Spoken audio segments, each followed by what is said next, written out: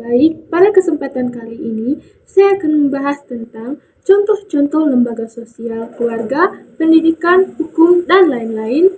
Dan saya akan memberikan penjelasan bagaimana peran dari lembaga sosial tersebut apabila ada masalah sosial. Tapi sebelum itu, izinkan saya memperkenalkan diri saya. Nama saya Wilhelmina Chelsea Rai, dan saya dari kelas 10G. Tanpa berlama-lama, langsung saja ke video pembahasannya. Lembaga sosial dan perannya dalam mengatasi masalah sosial.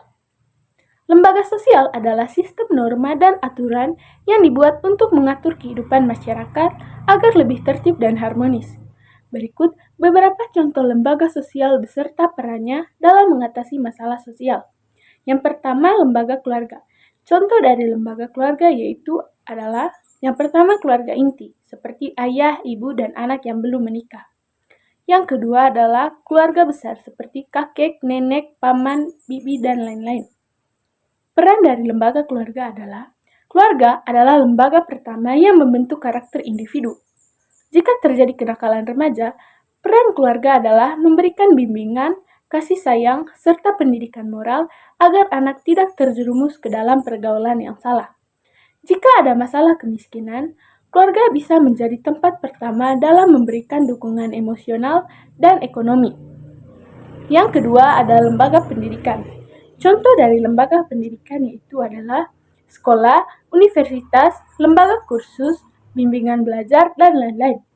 Peran dari lembaga pendidikan adalah pendidikan berfungsi untuk mencerdaskan masyarakat dan membekali mereka dengan keterampilan agar bisa mandiri.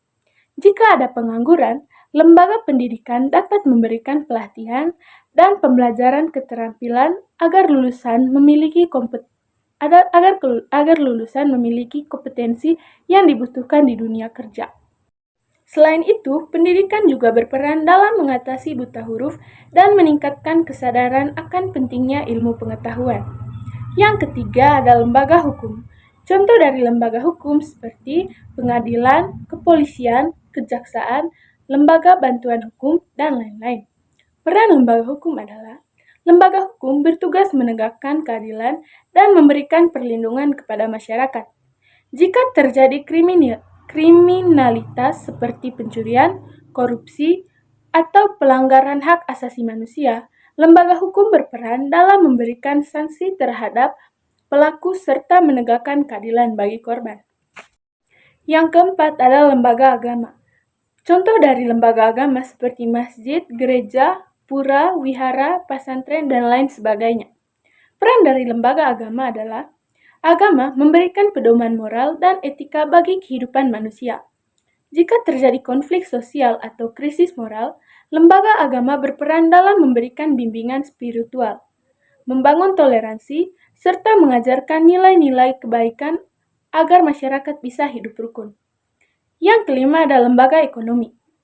Contoh dari lembaga ekonomi seperti bank, koperasi, perusahaan, dan pasar.